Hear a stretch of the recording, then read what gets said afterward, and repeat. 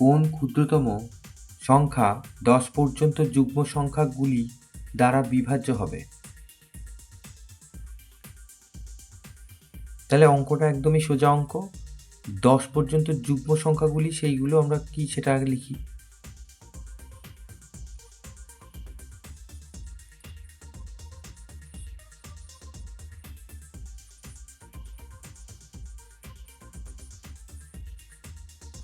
দশ পর্যন্ত যুগ্ম সংখ্যাগুলি হলো, এখানে 10 পর্যন্ত যুগ্ম সংখ্যা বলেছে মানে 1 থেকে 10 পর্যন্ত যুগ্ম সংখ্যা আমরা ধরব। যুগ্ম সংখ্যা মানে জোড় সংখ্যা। তাহলে প্রথম আছে 2, তারপর আছে 4, তারপর 6, তারপর 8, তারপর 10। তাহলে এইবার সহজভাবে যদি আমরা দেখি ক্ষুদ্রতম সংখ্যা বলেছে, তাহলে এদের লসাগু করব।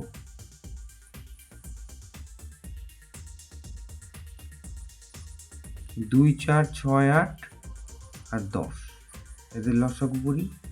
2 1 2, 2 2 4, 3 2 6, 4 2 8, 5 2 10। তাহলে আর একবার 2 দিয়ে যাবে। 2 1 2, 3, 2 2 4, 5। তাহলে অতএব লসাগু কত হবে? লসাগু হচ্ছে 2 গুণ 2, এইটা 2 2 4, 3 4 12, 12 2 24, 5 24 120।